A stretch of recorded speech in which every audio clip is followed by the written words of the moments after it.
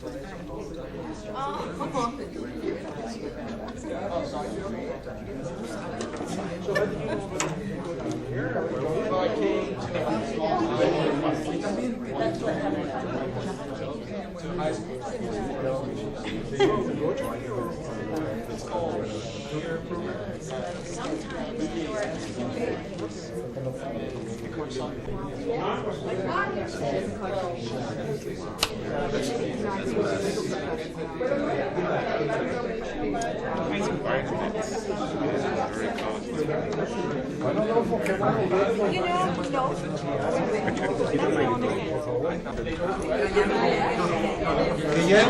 Buenas noches. Good evening, everybody. Hola. First, I thank you all for coming to our first 2010 Hispanic Leaders Group meeting. It's our general meeting, and I am very honored and humbled to be here in the position of the new chair of the Hispanic Leaders Group. And we see ahead of us a year of challenge, but also a lot of promises. So I want to start our year talking about the great things that we accomplished yesterday at the Hispanic Day at Jefferson City, as well as what can be done of things that are in our hands. So I call to order at our meeting to order at 6:56. Madam Chair, if I can interrupt a moment, since we have some special guests here at the meeting, I would like them to introduce themselves and tell them who you are. We will eventually have all of you introduced to ourselves, but I know some of these special guests have other commitments and they may need to depart before we end the meeting, so I think that will be appropriate. I may start with you, Sonia. Sure. You understand? Tell them who you are. Don't, 30 seconds. You know what seconds is. Timer. I have been here before, but it's been maybe a year or so ago, and my name is Sonia Burke-Bigler. I am with KETC Channel 9. I do have a handout for everyone. We are starting a new project that we're very excited about, and we hope that all of you will help us with. Because my time is short, I won't go through all the details of it, but I'll send these papers around, and then if people have questions, you can go ahead and ask me about it later. Is that all right? And, Sam? oh, I'm sorry. you can just introduce. Oh, it just and my oh, coworker. she's still working? My Oh, I side didn't she's still pay her. working. I'm sorry. I thought you were separate. Okay. My name's Kate. I'm one of the producers at Channel 9. Thanks for having us. Yeah, exciting new project. Hoping to work with everybody, and I think we'll surprise you. This is not the same old, same old. This is really something new and different, and I think it'll be perfect for all of us. Welcome. We didn't bring cameras tonight, so. Yeah, well, there's a camera. I know. Sam? The name's Sam Solomon. I'm with the St. Louis Georgetown Sister Cities Committee, and so I just want to say thank you for inviting me, and look forward to learning some great things. Adolfo? I'm with the Complete Count Committee with the governor, and my job is to help find ways to minimize a census undercount, and by targeting hard to count areas and people so that they can be counted in this next census. Thank you, Adolfo. And I know we have other new faces here, but if you wait a little bit, we're going to be doing that personal introduction and your 30 seconds of commercial at the end of the meeting. So one thing that we have today, and I ask the other Hispanic Leaders Group directors to tap in, is to give you a little debrief of the Hispanic Day at Jefferson City. And I start by saying that this Advocacy Day is extremely important in a way that not only we show our faces to the legislators, but also we show that we care, that we have points that are important to us. And many times they are not very aware of the benefits and contributions that Hispanics do to Missouri. And normally the news are in general of the negative points. But for example, we had 3 main focus yesterday. And the first, economic development. And on the economic development part, we learned, of course, as everybody knows, the economy is tough. And there will be cuts across the budget. But every advocacy group goes to Jefferson City to influence the legislator on their benefit. So by being there and showing them what is important to us, can help to secure or help to lessen the impact of these cuts on things that are important to our Hispanic population in the state, as well as how the economic development can partner with Missouri Hispanic businesses to help to grow the economy of our state. One of the things we learned yesterday, that is a goal for the government, that will be to support the small businesses and the businesses in Missouri that can generate, of course, more jobs, and especially on the biotechnology and science. And that is a partnership that is being looked for between community college and to promote and to offer education on areas on biotechnology and agriculture, which are the strengths of our states. So those learnings were very important. There is a couple of bullet points that we are putting together, and we are going to be sending out to our members so you can see an overhaul of the discussions. The second focus was education.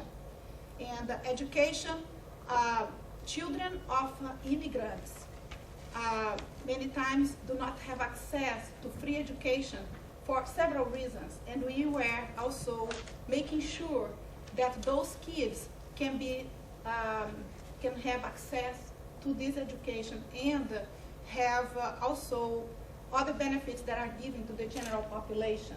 So we also were able to sit down with committees that are in the chair of the education and talk to them about that.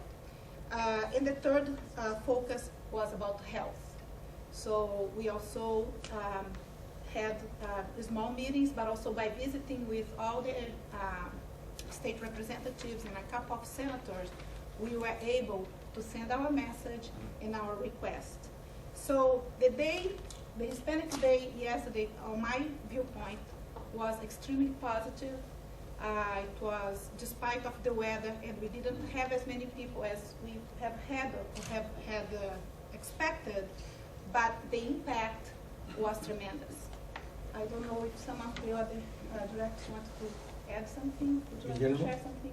No, I second what you said. It was a good meeting. You get to meet senators and representatives from your own district, and you tell them your stories, and they like to see you there. And the thing is, the proof is in the pudding. What do they do afterwards?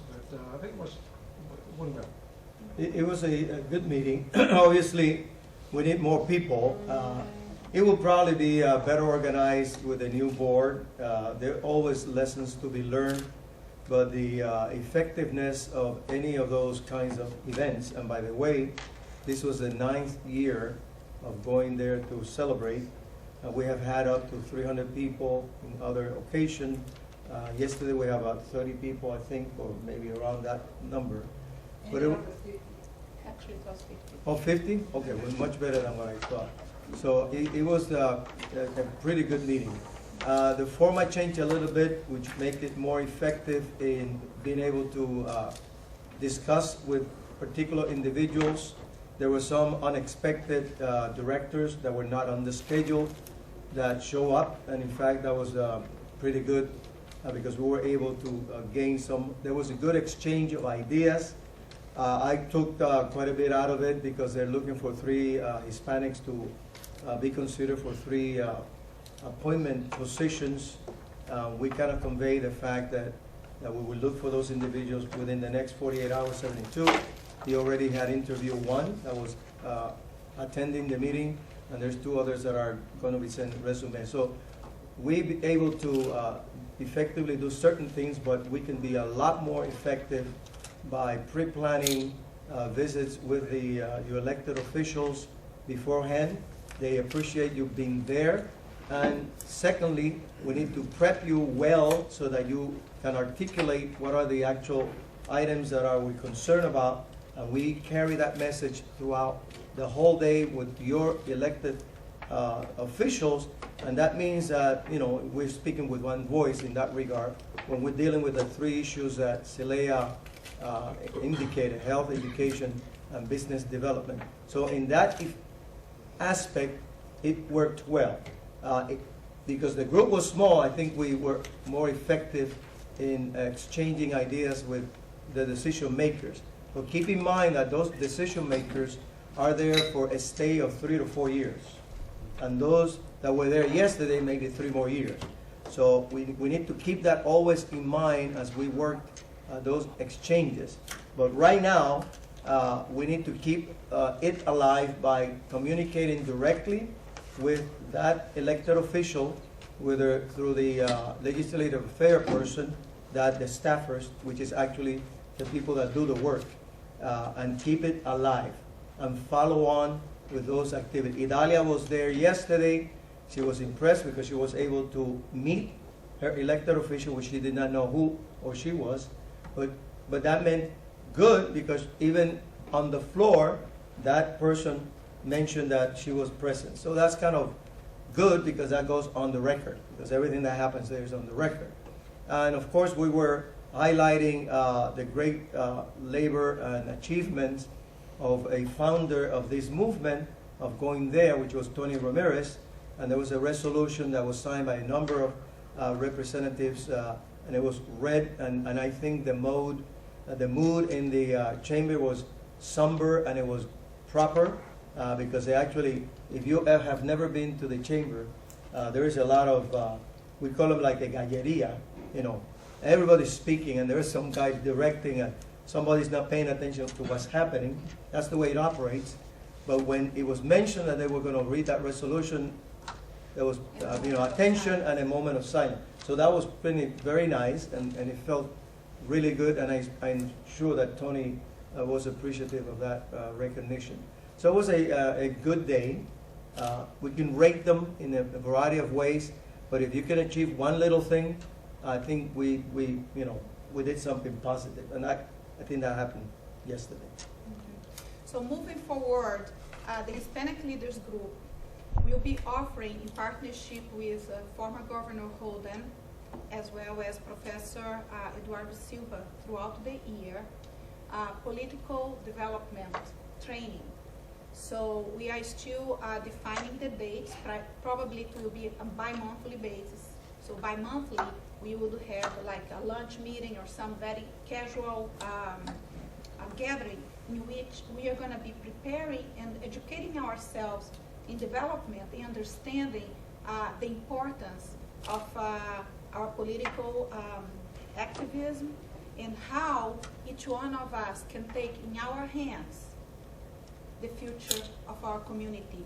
So I will be sending out information to those who have emails. So I hope that all of you have had your data here with us, as well as we encourage all of you to support the Hispanic Leaders Group by becoming a member.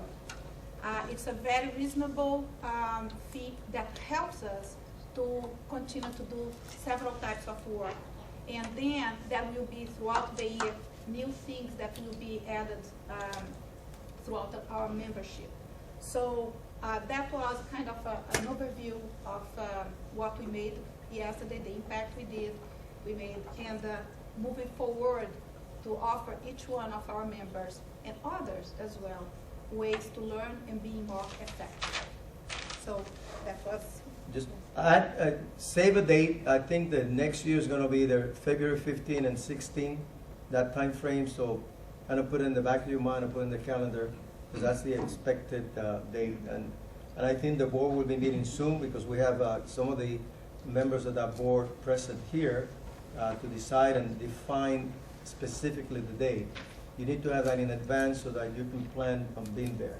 Most of the cost of that comes out of your pocket. There's ways of cutting down the cost. There is probably the need, if you're a regular worker, for your boss to support you going. We've done that. We write letters. As long as we know in advance, those things can happen. And we put the right words in that letter so that you are allowed to attend. And it works quite well. Thank you.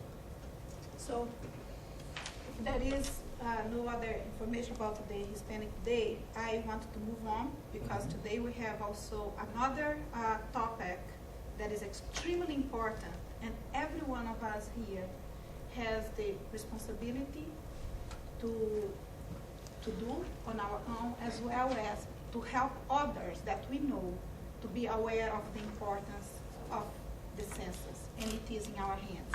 I have a few slides, so I'm going to have to be closer to the computer before I pass the word to our two presenters and we're introducing them.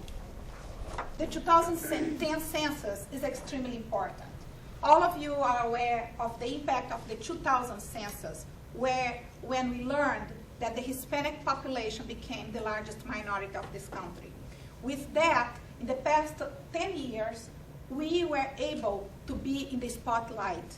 Our needs, the importance and the influence that the Hispanic consumer, the Hispanic community has in the country as a whole. Of course, Missouri is not as large, there is not as many Hispanics as in other states such as California, Texas, and Florida, which are the top 3 states in numbers. However, the growth of this population, of Hispanic population, in the whole Missouri, from 2000 to 2008, it grew 51%. And that is undercounted. We learned that Hispanics are hard to count for different reasons, for not understanding, for lack of awareness, for fear. And if we have those numbers counted, everybody considered in that census, our impact would be much more. Yesterday, as we were talking to these legislators, and I personally had the opportunity to talk to a couple of state representatives and senators, in which I was bringing to them some information. For example, the rural America, especially the Midwest and Missouri, small towns are dying because the population is moving out. And the same is happening also with the city of St. Louis. The numbers that are outgrowing, that are compensating the loss of population on towns and cities that otherwise would be dying are from immigrants, a majority Hispanics. But those people are not counted. But everybody knows they are there. So they are still buying their milk, their bread, their things in the grocery that today is not closing anymore because of this new immigrant coming and maintaining the economy of the small towns. But because those numbers are not registered in the legislation, they do not consider them. They don't see that they exist. So it's extremely important in our city, in our counties, that we are considered and we are counted. And it determines the distribution of all the money that the government, the federal government, will redistribute. The money that came from our taxes, that based on the census and the number of people that every state has counted, that money comes back to the region, comes back to the community. So that is one of the main reasons. And with that, programs that will impact the generation of jobs to the population, and also how our voice can be heard in the Congress. So, em espanhol, hablo por tu hijos y también por nosotros. And these are things we are going to start seeing on the buses here in the St. Louis area, as well as many other metropolitan areas in the state of Missouri. You're going to see this commercial in Spanish as well. And you can make a difference. Each one of us can be an influential leader. And with your help, we can continue to produce accurate data that will direct the quality of life of where we live. There are some timelines February, March, questionnaires are being mailed. We expect April 1st, everybody has their census, their questionnaire. We'll fill that out and mail it. And I have Abner Martinez and Adolfo that will speak a little bit about that as well. So those are some dates that will be our key dates for the census. And by March 2011, by the law, the Census Bureau completes the delivery of like all the data counted. So just to finalize my introduction to the census, let's see if I can play this here. Which one? Is it, well, it wouldn't be a good presentation without technical difficulties, so I'm gonna help out, right? Just for those who speak Spanish, I'd like you to hear these are the 15 seconds commercial that are going in the radio as well. Let's see if we can get it to work. Normally it has to be. Yeah, and Let's see here. I don't think we'll be able to, No? because it was tied to another program, and when we put it in this computer, it's not linking well, so sorry about that. Yeah. Okay, anyways, you are gonna see in some Hispanic radios this 15 minutes commercial that talks about what I just mentioned, about the importance of being counted for the economy and for our political voice. With that said, I introduce you to Abner before Adolfo, and Adolfo is gonna make the closing of the census information tonight. Abner Martinez, Gracias. thank you for being here. Thank you. All right, let's see if we can, there's not much to add to that. I mean, I think she covered all the bases pretty much, so I'm gonna keep this pretty briefly. Actually, I'm timing myself. Señor Jaime, ¿cuánto tengo? All right, very good. Very good. This is what I'm going to do. I am going to bump you up with a quick 4-minute video exactly about the things that she talked about and some of the things that we'll talk to you about as well. How they live. And what we learn will transform what we know about ourselves. The 2010 census, it's a new portrait of America. The 2010 census is an exciting milestone for America. It promises to deliver accurate information about our diverse and growing population. And it's important for the future of every community. Census data will be used to allocate over $300 billion in federal funds every year. The 2010 census will be important to the nation because it is the foundation of our democracy. The census, no matter when it is a consummate partnership between local, state, and federal government. Communities use the data to plan for their future, like disaster and emergency services, healthcare services, schools, transportation, libraries, senior centers, and more. The 2010 census builds on the success of previous censuses and is the best planned and most well-researched census ever. And innovations, like a new short census form, will help to make it even more successful. The 2010 census, it's easy to complete. Data are always confidential and safeguarded. It's important. This census is the commitment to the American way of life. To be counted as a resident of the United States, I think, is one of the proudest things that can happen to you in this country. It's important. Stand up for yourself. Be counted. Let people know you're out there. The 2010 census. It's a new portrait of America.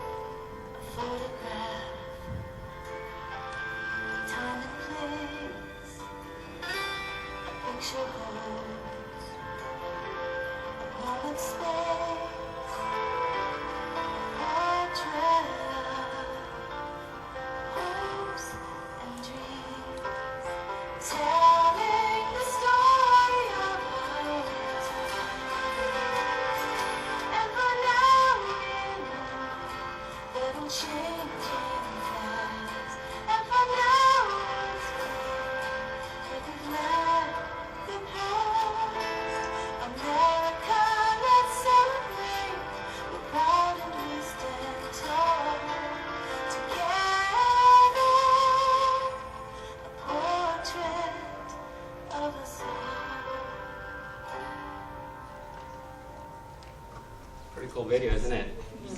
It shows a little bit of a diversity. I don't know if you noticed that, just a little bit. So we're pretty proud of that video. I think it reaches out to a lot of different communities throughout the United States. So after the video, and obviously after everything that you have heard probably, I'm hoping for the last year or so, this is what we've been talking about over and over and over. This is our core message. This is what we tell people what the census is about. First of all, and most important, is required by the Constitution. The Constitution mandates that we conduct the census every 10 years. We have to count every resident in the United States, and this happens every 10 years. It has. The problem with this, or the good thing with that, is that we have to live with that number for the next 10 years. So if it's a bad number, then, well, there goes our resources, there goes our funds, and so forth. Actually, this slide here does not have the right number. She did have the right numbers. Over $400 billion that are distributed every year, according to the census data. So don't take that number with you. Take the other one that it's a little bigger. Obviously, we have an obligation to do this. And when we say we have an obligation, it includes everybody that is physically residing in the United States, regardless of what your status is, whether you are here documented, whether you're here undocumented, whether you're here on a visa. If you are here in the United States as of April 1st, you need to be counted because you're still going to be part of that community. And that's, our motto is, it is very simple, it is very important, and for us in the Latino Hispanic community, I like to say that it's very safe. And I go into that pretty quickly. Why is it safe? Because we are, if not the only one of the few federal agencies in the United States that is protected under Title 13. And I know that sounds like a pretty big word, but it's nothing more that the information we collect from you cannot be shared with any other federal agency. That includes FBI, ICE, Homeland Security, even the local government. Not even the fire department next door can have access to the information we collect. It is unlawful for our agency to share that with any other agency. And I don't have to tell you the penalties that comes with that if anybody is found to be sharing that information. Why is it important? Well, we've gone over that a couple of times. It means a lot to our community. I'm going to quote my boss, it equals power, and the people that it's not, if we're not counted, well, we have to live with that for the next 10 years. Just to give you a little stat on that, for every 100 people that we don't count, and this is at the state level, for every 100 people that we don't count, we can lose up to $1.3 million in fundings for the state. Now, I don't know about you, but 100 people is barely a block and a half. I mean, a couple of families there could add up to 100 people, so it is critical that we all get involved. It's going to represent just like the video did. I mean, if you see all that diversity, that's exactly what the census is about. We want to count everybody. By December 31st, we are going to provide the President of the United States, here, sir, this is what your country looks like. And it's very important that we know that we have an accurate count. Some of the things, and I have this slide here just to kind of bring it to your attention that in Missouri, these are the few states that have an additional kicker with the 2010 census. And that means these are the states that are at risk to lose one of the seats of the House of Representatives.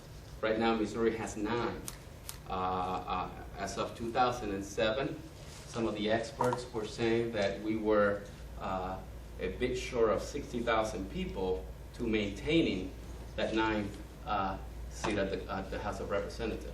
Now, these are the few states that are on that blacklist, and these are the ones that are hoping that we lose them so they can get them. So we don't want our funding, we don't want our resources to go from here to one of these states. So again, it goes back down to the fact that we all have to be involved in this thing. Why is it simple? We have been conducting the census since 1790, a couple of days there. This is the first year, the first census that we only have 10 questions. We are bragging about the fact that we have the shortest form ever in census history, only 10 questions.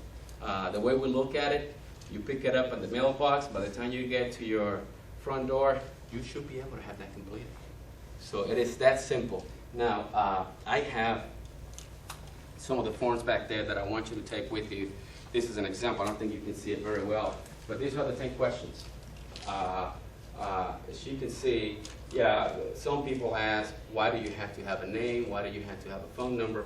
And I'll give you the simple answer. Well, we have to track somehow where we have collected those forms from. The phone number, to be honest with you, and I use myself as an example, the people that are going to be tabulating these forms are human beings. If they see my handwriting and they see that I write a 1 like a 7, they may need to call me back and say, hey, Abner, what do you mean by that number? So that phone number here, if you feel like you don't want to provide the phone number, don't do it. But we encourage you to do that just so we can do our job more effectively. From the question 7 and on, that's up to you how you identify yourself. Then again, I was born in Puerto Rico. I'm proud to be from Puerto Rico. I'm residing in Missouri. So my form will say Latino, yes, from Puerto Rico. Now, as you can see, the form doesn't give you all the different options in the Latino Hispanic community, but if it's, let's say I'm from Guatemala, and I don't see my option there, I'm going to put in, yes, I am Latino, and I'm going to write down the country that I'm from. Now, I don't have to do that, but again, if you're proud and you're the only one that can identify yourself as whatever you are, you have the opportunity in this census to do that. In St. Louis County, just to give you a quick stat here, as of the 2000 census, we think we have, well, they said we have only 14,000 Latino Hispanics in St. Louis County. I don't know about you, but just by the last few months that I've been around, I think I can count 20,000 just the people that I've met. So that is not accurate. And we have many reasons why. People are afraid to the government. People are afraid of participating in anything that has to do with the federal government. So that's what we count on you to pass that message out and tell them that it is okay to do it, that it's safe, and that it's very important to our community. Some of the things that I'd like you to remember, obviously the census date, like we said before, is April 1st. What that means is the forms are going out in the next couple of weeks. 2 to 3 weeks, you're going to start seeing in your mailbox that questionnaire that looks just like the one you saw. We'll give you about 3-4 weeks for you to kind of think about it, in a sense. By April 1st, we're going to send our guys out. Our employees are going out. They're going to knock on your door. They're going to say, hey, sir, we don't know where you live. We just know that there's somebody living in that house. And we're going to send somebody there attempted to collect that form. Let's say that you go in, we go the second time, and you don't comply. You're coming back the third time. We are going to attempt this 2, 3, 4 times. If for whatever reason you do not feel comfortable doing the form, if for whatever reason you have problems with the language, if you don't understand the form, if you don't know how to write or read, and we may have those issues in the community, we are going to have what we call questionnaire assistance centers throughout the city, and those will be made public here shortly. And what that means is, if you lose the form, if the dog ate it, if whatever the reason is, you can go to that questionnaire assistance center and get the help that you need. That individual there is going to be a census-paid employee who has the ability not to speak, but to help you in over 50 different languages. So what that means is you'll have a nice, this thick of a pamphlet in all these different languages that if you come in, you speak Bosnian, for instance. I don't, but I can go into my book and see what the questions are and translate that for you. Or you can read it yourself. So over 50 different languages. We only have the form. The questionnaire is coming out in 8 different languages. So we'll have that available at that questionnaire assistance center.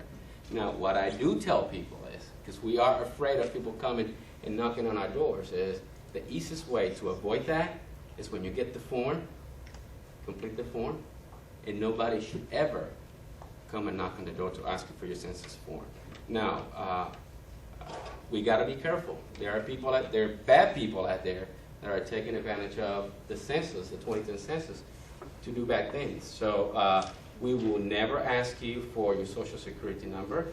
We will never send you an email saying, hey, please complete this and send it back. This is from the U.S. Census Bureau. So be aware of those things as you go on your census, as you fill out your census form. Some of the things that we've done, you can see that in there. I don't want to go too deep into it, but basically, bottom line, if we reaching out, for instance, the Hispanic Leaders Group, we believe that this is one of the strongest organizations in the city, and they have been helping us out, passing the message out. We have reached out to the faith-based, local churches, anybody that has the ability to reach out to a community, whatever that community is. We hope that we have touched bases with them. If we haven't, we ask you please to let me know, and we'll make sure that we do so. Some of the things we've done, obviously, as you can see, festivals and parades and so forth, some of the things have already taken place. Right now, the big marketing approach just started about a week ago, started at the Super Bowl. I don't know if you guys saw that cool commercial. And you're going to start seeing a lot of those commercials now in all the major networks, even in the local channels. Partnerships and recruiting, and I'm going to talk about this briefly. But those are some of the things that we've done. But in order to reach out to the community, we rely on people like yourself, people that are deep into the community, that know where the difficulties are, that can help us pass the message and clear some of those doubts. Now, jobs. We're looking for people. We need people to work with us. I mean, statewide, we're looking at up to, actually the number just increased. I think it's close to 10,000 people now throughout the state of Missouri. But we need people. I mean, this is a huge, huge mission, and we need people to help out. Believe it or not, we have a very difficult time finding people to work with us.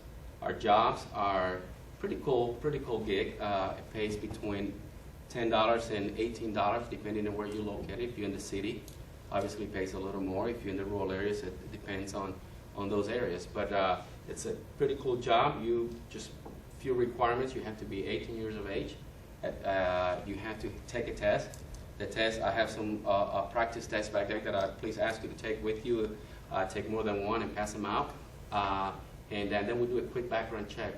Reason behind that, we want to make sure that the people that are knocking on our community are not criminals, for lack of a better term. So, but it's pretty easy, and like I said, in St. Louis right now, we are at 41% of our recruiting goal. That is pretty bad, considering what the economy is looking like. So we ask you, if you know somebody, if you have a family member, if you have friends, if you have college kids that are looking for a good part-time job, this is a good opportunity to get exposed in the community.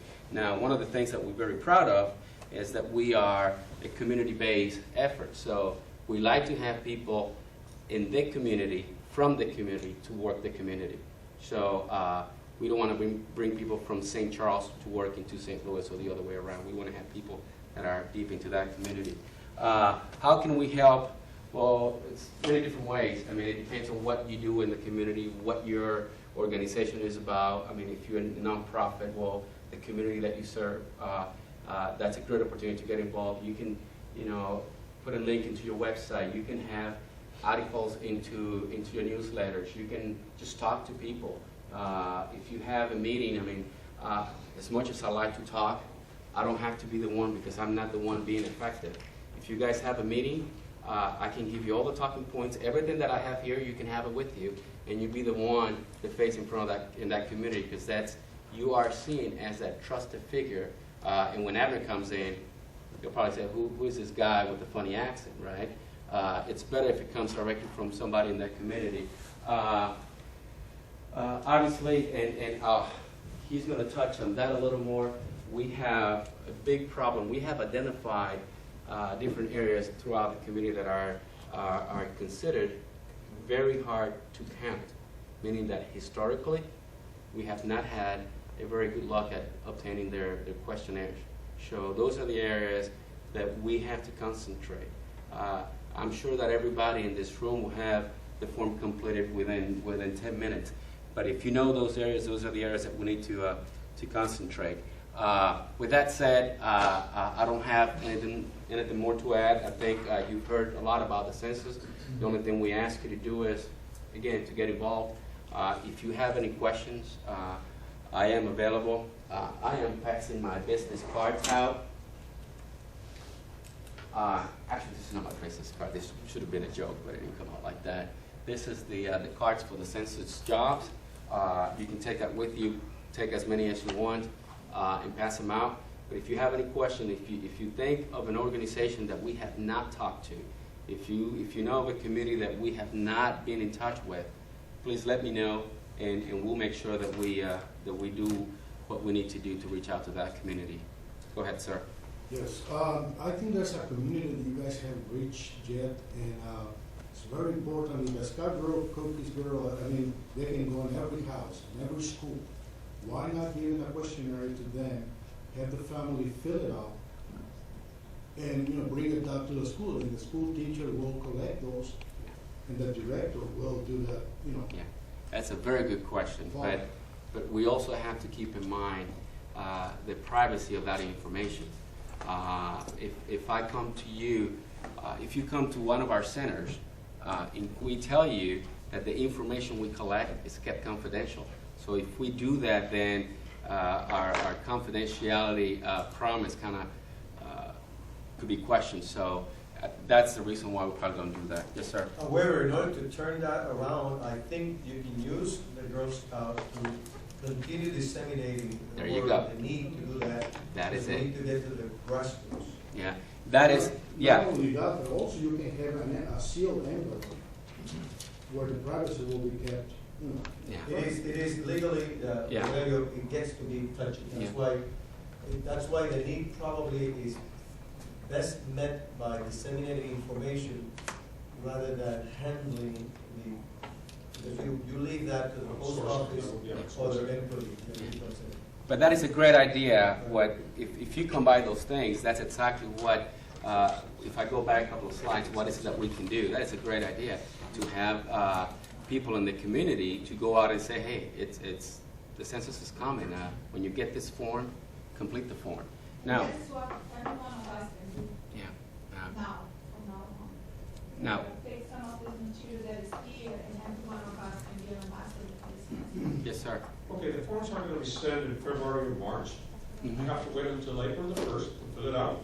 No, you do not, sir. What happens if somebody dies on April the... Let's count him before he dies, okay? That's your... No. Let's not let him die. Wow. Before he dies. That's a very good question. Let me continue. Maybe I didn't fill it out, but it's April 15th. Oh, tax day, I remember I also have to do census. I have to go back to April the 1st and be sure the people that were leaving, because that's what it says, on April the 1st. Yeah. If they die on the 2nd, they are counted. If Roger they that. die in March 31st, they don't count. Exactly. Okay, that's what it says. Yeah. Here's my answer. My answer to that is the 2010 census is a snapshot of what the country looks like as of April 1st. Correct. So with that said, I don't know if that answers your question. Yeah, but I mean, hopefully we don't have that happen. But if it does, People vote, they can be. Why not? That's right. Look for them. If we can save the question, I want to. I'd like to Yeah. kind of continue with the presentation, and if we have some other questions at the end, we can ask both to Avner and Adolfo. So I think I'd like to see if now we can hear. We are very honored to have here tonight also Mr. Adolfo Castillo, and he is the representative with the government for the complete count. Good, Tiger. And he's going to talk a little bit about his position, his role, and also some other information about the census. And then after that, we can answer some more questions to both of them. Direct from Joplin, Missouri. Who else? Who else but me, right? Yeah. All right, all right. You know, two of the things that have always been in my mind since the 2000 census, which I conducted down in from Springfield, Missouri, which is, I was in charge of 19 counties. And one of the biggest things that I heard during that time, and Dennis repeated it yesterday. Dennis is the guy that's the director, right? For He's six our states. regional director, yes, Regional sir. director for 6 states that he's in charge of, and he said the same thing that I heard in the 2000 census, and these are the words: money and power. Always remember that. Money and power. Okay? As I'm going to be saying certain things, it's going to be totally different than what he's saying, but I'm going to bring you back or to let you know what reality it's all about. A lot of people have expectations, but expectations are just expectations. But when it comes down to reality, sometimes they don't come together. And what is the reality? Hispanics are the most underrepresented people in the United States. Yet we're the largest minority group since April 24, 2006, I believe. That's when the census said that we were over 1 million more people than the black community. And quickly, okay, we started seeing powers at work. People started getting angry at each other. Well, they got all this thing, now they're going to take more benefits that we're receiving, now we're going to have to switch them to them because this and this and this and that. Again, money and power. So we are the largest minority group, but yet we are very underrepresented. And the way we're going to be represented and we're going to be recognized is if we get counted and show the country that we exist and we have the numbers in order for us to receive the representation that we need. Political lines will be drawn, which is very important. Political lines, power. Right? That's what it is. If there's political lines in an area, in the barrio or la colonia, you've heard those words, haven't you? You go down to South Texas, you go everywhere else, colonias, barrios, the hood, all of these things that are going on right there. If we don't show that there's a population increase in those areas, we will not be able to receive the proper utilities that go along with the funding. And we can go to the mayor, we can go to the governor, we can go to our state representative. We have all these people. They say, well, according to the census, it doesn't say anything there. So how can we send federal and state money down there to help you? And what happens to us? We're going to be angry. Well, I'm tired of being angry. Are you tired of being angry? You know how we can stop being angry? It's by participating in the census, filling up those forms, and sending it in. And when we show that we have a population growth, wherever it is, in the barrio, la colonia, or in the hood, whatever you want to call it, then communities, state, and federal government are going to concentrate in areas that have an increasing population. Now, St. Louis, in the 1990 census, it was estimated that they met so many kids of elementary age, and they could have built an additional school and hired about 33 additional teachers. And they didn't do it because they forgot to count the children from that family. Say again? I have a question. Well, let's wait until after that, okay? So this is what we're missing. We went to an area where we have 6 buses of kids being transported across town just so they can go to school, but they were not counted in the census.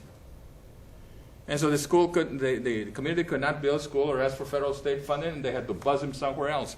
And then the good thing is that during the year, they have what they call Army Community Services, right? ACS? Yes, sir. Which they continue to do. And so the census never stops. The first one is what we have right now on April 1st, but then it is a continuous process because you're going to might be contacted again to give a little bit more information. So we encourage you to continue because they're going to find out how many this, how many that, so that they can help the community as it grows. Many communities, I remember after we completed the census count, were angry because they said, well, we had all of this area over here, and nobody went over there, and nobody counted. You know why? Because the community, the city, did not send in built-up areas that were right there so that they could be canvassed. And they were angry. I give you a place that they were very angry, and that was Branson, Missouri. I had little towns that were there that the people were just leaving, and then they started coming back, and they had one post office, and with two little communities sharing the thing, but they had different zip codes. And they were angry at each other because they said, well, you got to take our funding over there. There's certain ways to conduct the census to where each little community can receive the federal and state funding. Money, he said that it went from 300 billion to 4 billion. Multiply that by 10. And that's $4 trillion. Reality, that's your tax dollars. That's your taxes that you paid all through the years that should come back to you again to help you in your community. And the Hispanic community has been paying a lot of money. And yet, we're underrepresented. Okay? Money, the money is there. It was approved by Congress before all of this meltdown that we had. It had been approved there. So this is nothing that's called a stimulus or anything like that. It was approved before the economic meltdown that we are going through right now. Power. Yeah? If you live in a colonia and you have so many thousands of people there, you can send somebody like you to serve in legislation at state level or even at the federal level, because the lines will be redrawn, and that's where the political power comes in. So one of the things that Governor Blunt, before he left, he appointed me to the Complete Count Committee. Then he left office because, he didn't run again. Jay Nixon come back, and he reappointed me to the Complete Count Committee as other people from around the state. And we have people even here in St. Louis that are there for the sole purpose to find ways on how to minimize a census undercount so that we can identify hard-to-count areas. And the Hispanic community is one of those areas that is very hard to count. So what are we doing? The state has allocated so many thousands of dollars, about $490,000, and about $416,000 of that is to go to media to reach all of us, en inglés y en español. And this is just the Hispanic community. But in this area, we have what? A big population of Bosnians, right?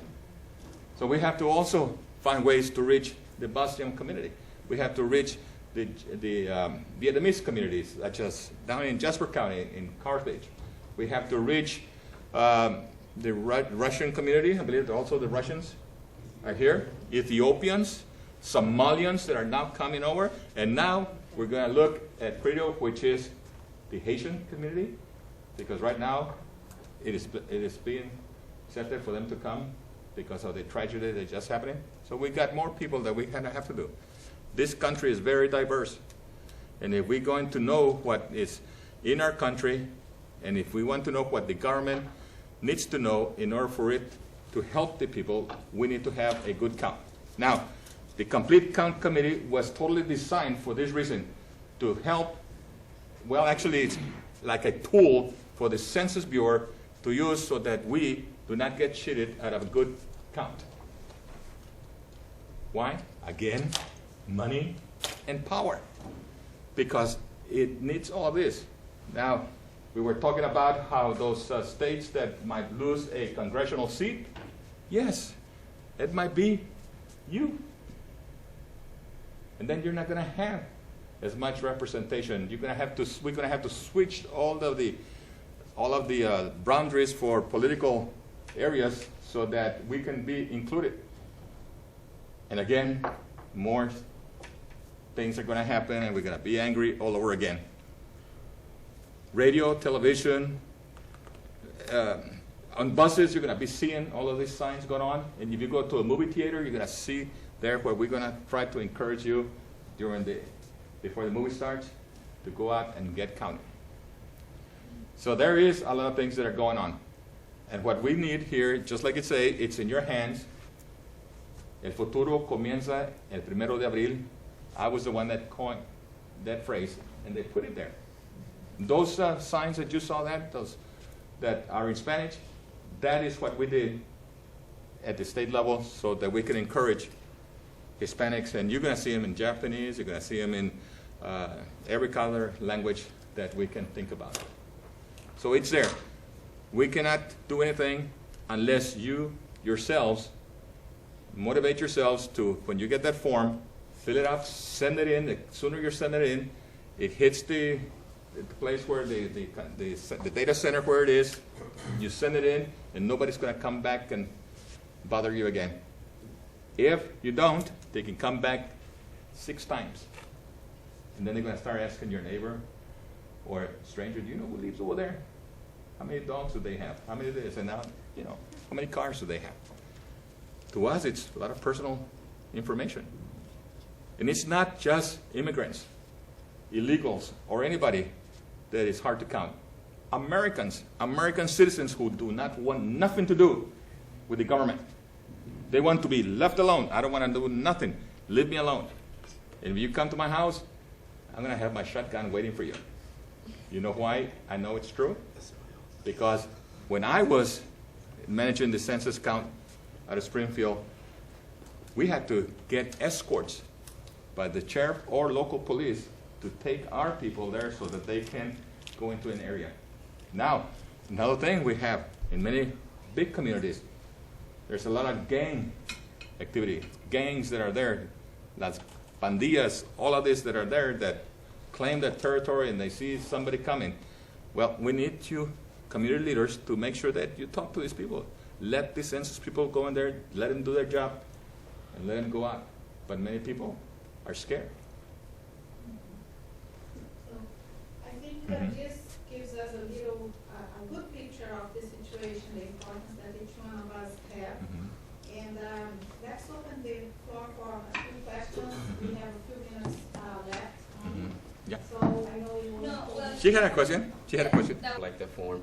If it so happened that you do not want to participate, well, shame on that person. But there's no, although it's mandated by the Constitution, and this is, if you're ever going to quote me, please use those words.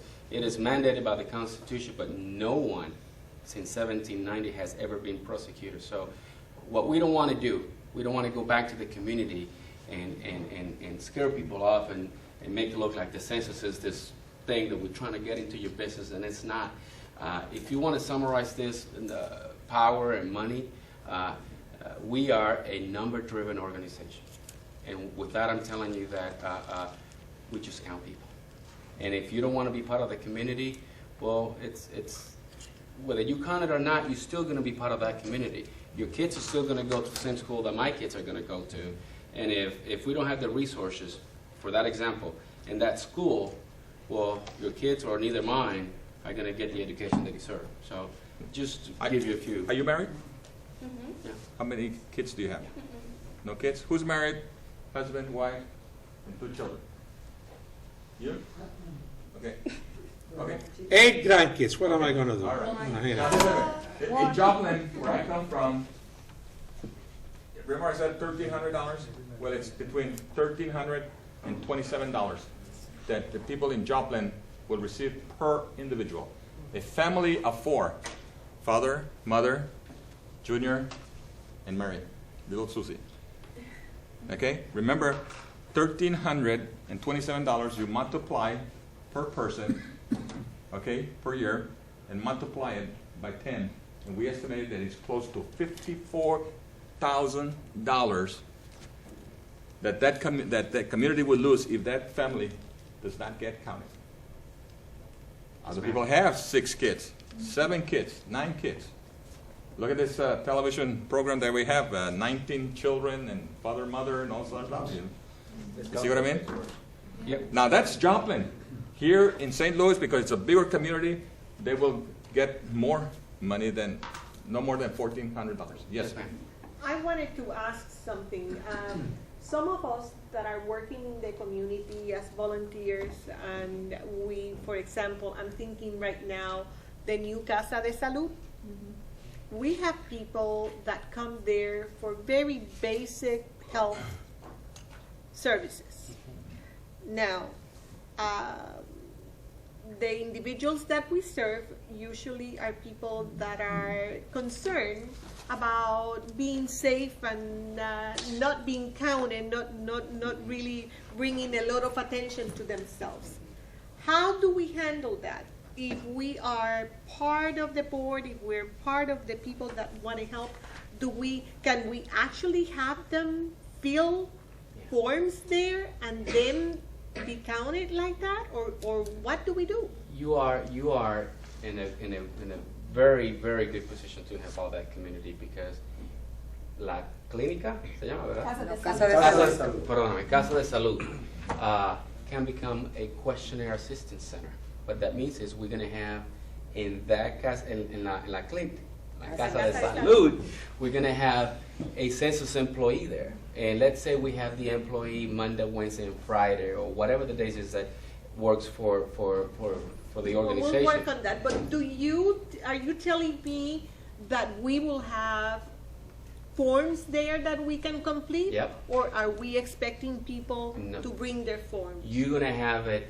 If you are a questionnaire assistance center, we are going to have the forms there in 8 different languages. We're going to have, like I said before, so yeah. And then I don't want to take too much of the time, but I guess the main thing for us here at the Hispanic Leaders Group is for us to identify and let Abner know what are the organizations that we're involved with. Thank you. So we can, like Joanne was saying previously, there's still like a very nebulous, general idea, but I think we want to start kind of identifying and factual information. So, for example, Maria Teresa, I will make sure that Casa de Salud has the information and becomes a center. Los Sorianos, I mean, all of us have. So we want to be able to start identifying Hispanic Leaders Group members. These are the people that we're going to provide the link, the information to, because that is very, very important. A lot of the sense is, well, something's happened with the census, but nobody can pinpoint. Well, I want to pinpoint it because it's important for us to know how we're helping the community. Let me say something before. You are a non-profit organization. I am a pain. Or whatever it is. La Casa, is it a non-for-profit? Yes. You go and get grant money and all this other stuff? Yes. No? Yes, they can. Yes, they can. They can. Well, all of this will be affected and is used for grant money to help communities like yours. Now, let's put this in the scenario where it is. People come to you because they cannot afford health care. They don't have no insurance. They're sick, and we don't know if they're homeless, or they're runaway kids, or whatever they are. Right?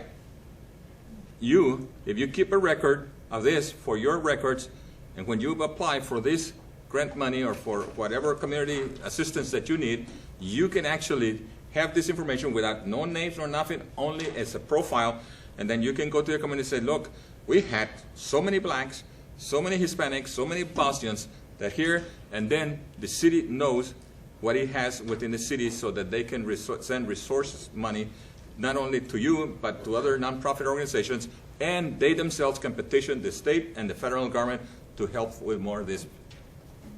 A legal question. I know what Maria was saying. When you mail out the forms, they go to a specific address. True or false? Yes, Are sir. those forms numbered?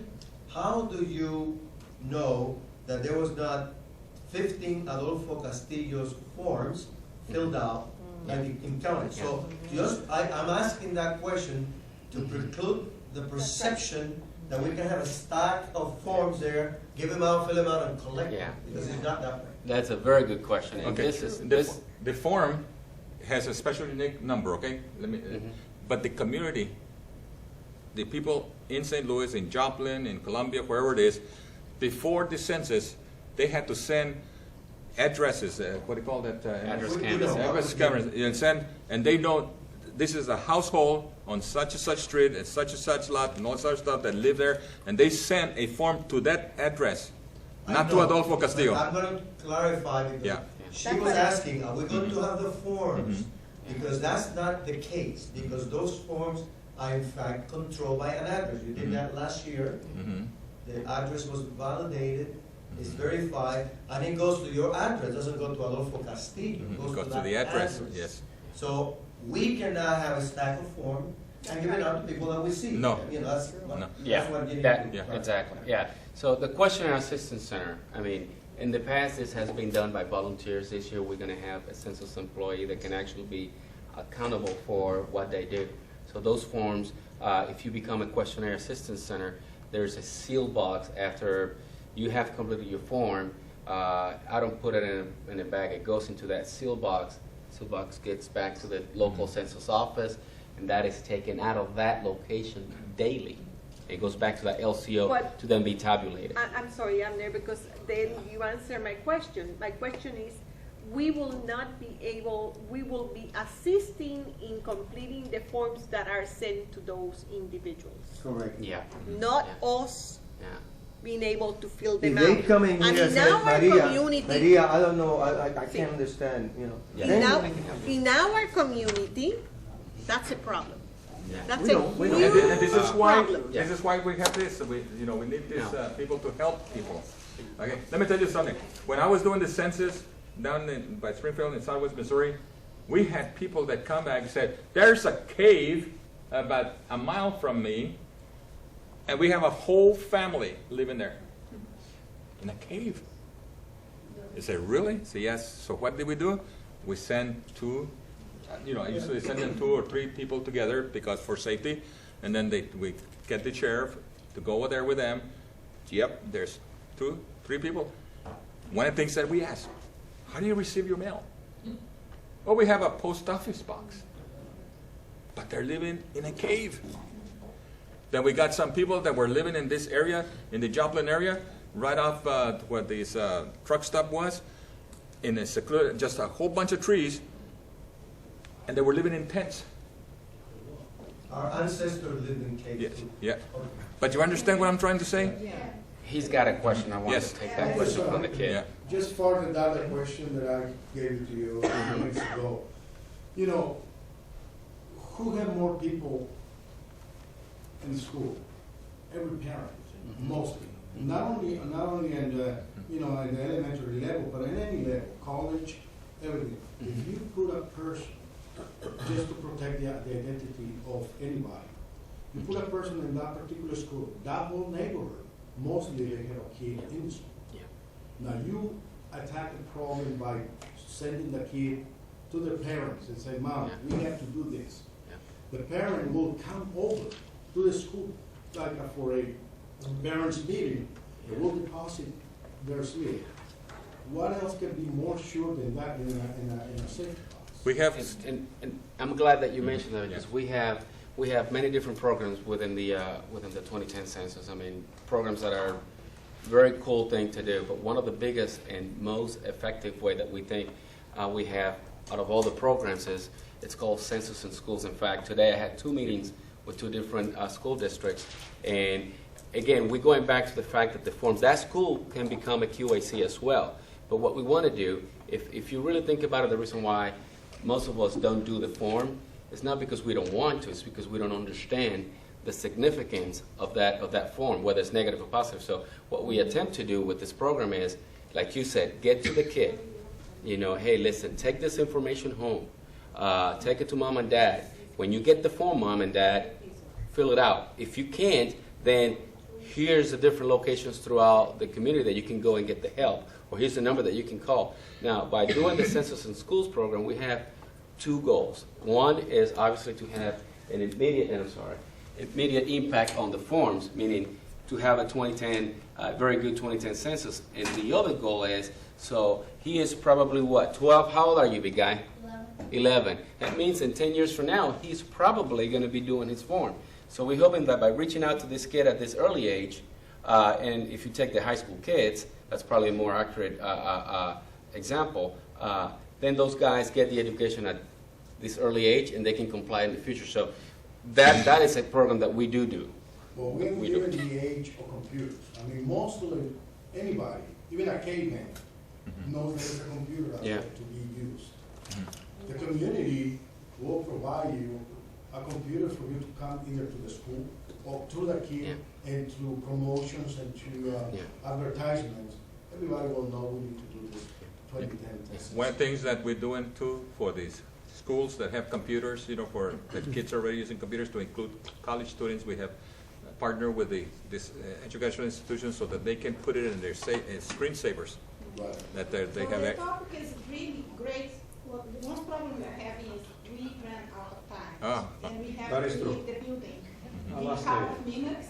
And I know he's asking a question for a long time, so the last question, And then I'll stay. Yeah. So we can proceed and close our meeting. I think this shows the importance of the census.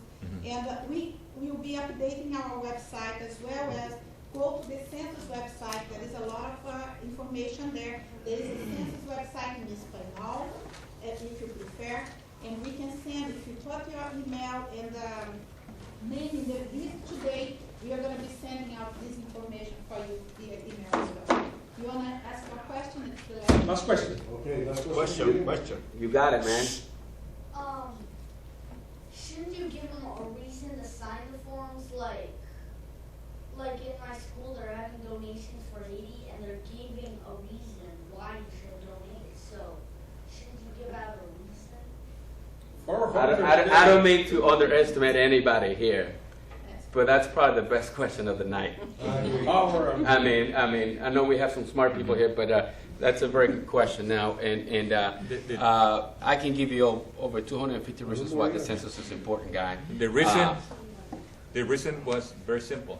You put out everything that I was there, and I used 2 words: money and power. That is the reason. Okay. Now let me say something. When we started the complete count committee, when we started the complete count committee, we said, what is the #1 problem that we're having that people do not want to participate, because not everybody is a radical or an isolationist or whatever it is. And we found out that people did not know what the census was all about. They didn't know what it meant. They didn't know what it would do for them or not do for them. So we had to educate them. This is why we went out there and used radio, television, so that they can speak to the people and put it down there to where they can have perfect examples so that they can educate.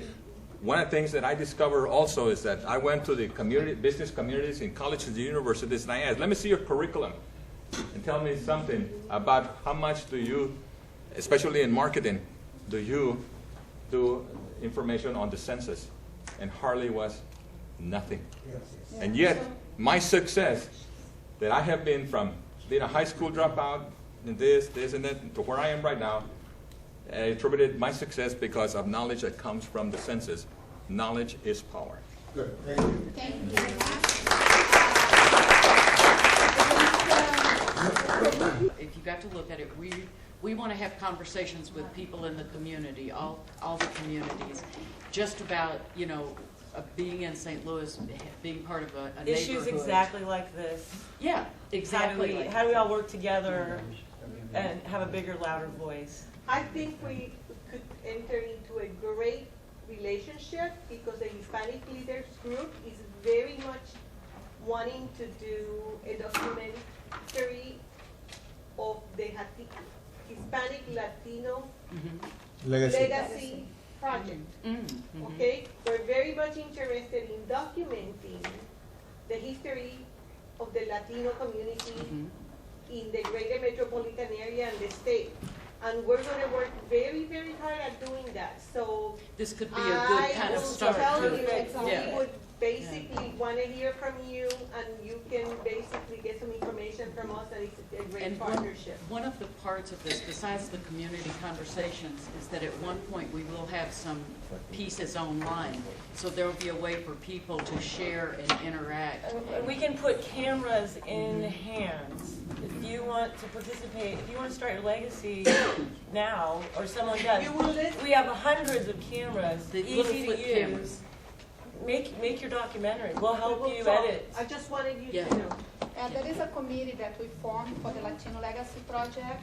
So this small They'll be in committee, touch. we are multiplying that, and this would be a wonderful way to get together. To complete our meeting today, two aspects that we need to check it out. Besides recommending to the Census 220 that we would improve the participation by having a rebate, and everybody will probably participate if you tell them, send this out, we'll send you $100 to your house. We will save some of those $13 billion used this year for the campaign. We have, fortunately, we do not have our treasurer present. He had other commitments to this evening, but because of him, we are here. I'd like to report the highlights of the treasury, which usually means how much money we have. In the operational account, we have $5,222.30. In the scholarship account, we have $3,490.93. That gives a total of $8,713.23 in the kitty. So that's the report. If we have any questions regarding that, feel free to submit it through our website, and we'll give it to the treasurer to clarify any of those numbers. Because we have new individuals in the board, and they were not all well briefed about the things that are involved with their particular responsibilities. We do apologize for not having with you a copy of the agenda and a copy of the minutes of the previous meeting. The secretary was not present there, so somebody else was taking the notes. But we do have the minutes available, one copy. If you're interested in overseeing that, we'll do that. But we promise if you are a member and you pay the $25 a year, you will get a copy of those minutes via email. And we will do that on the follow-on meetings so that you come prepared with any particular questions regarding the content of the minutes. Those two things provide the two legal aspects of the meeting. But I recommend right now very quickly state your name, who you are and who you represent, so that those that do not know are aware. Let's start with Jorge on that court. And I'm just here supporting my wife. My name's Elizabeth. Who's your wife? I'm Elizabeth Soriano. I own a company called Philanthropping. We help nonprofits, churches, and schools generate consistent streams of income. I'm Jessica Flores. I work for Abbott Laboratories. My name is Melinda Pluma. I work for GenCorp Services. We're a staffing agency for asbestos and demolition workers. Hi, my name is Mariela Wheeler. I just got married to an American citizen. That's why I'm living here. And I'm right now looking for a job. My name is Lucas Alvarez. I'm a student at Harris-Stowe State University.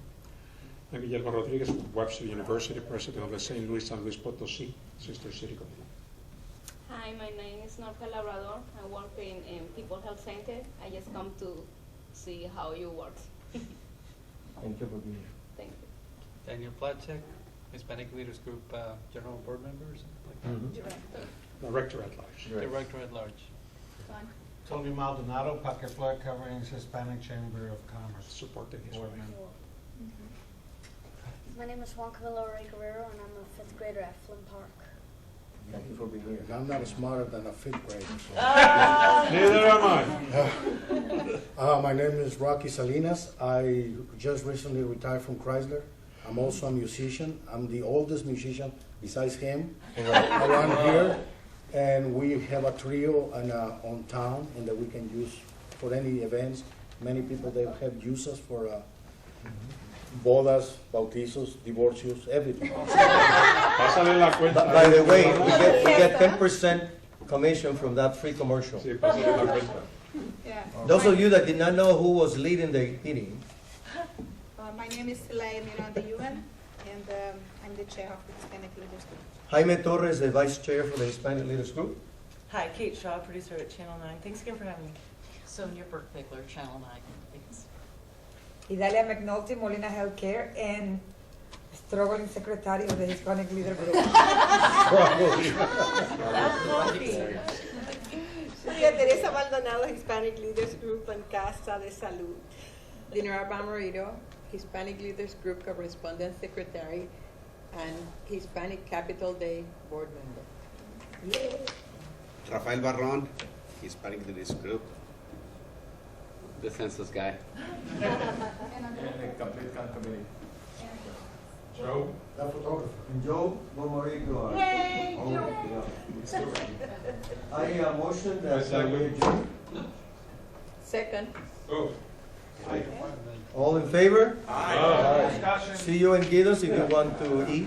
And our next meeting is April 6th, so please mark your calendars. We're going to be sending an email about it. Thank you for being here. What do you have there? The time is...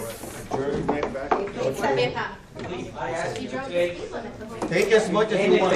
Take all the stuff that you have there. If you can have the ability to pass it out, please take it. I don't He doesn't want to carry it back with him. I know how to juggle backwards. Bring it. You want to be a juggler? Guillermo. Voy ahora, caballero. Did you have it? For the juggler? Oh, okay. You know how to do it? Y no me avisaste. Yo le he comido el puente. Sí, tú tienes esa luz. Es la misma. Ya lo Yeah, it's pretty. que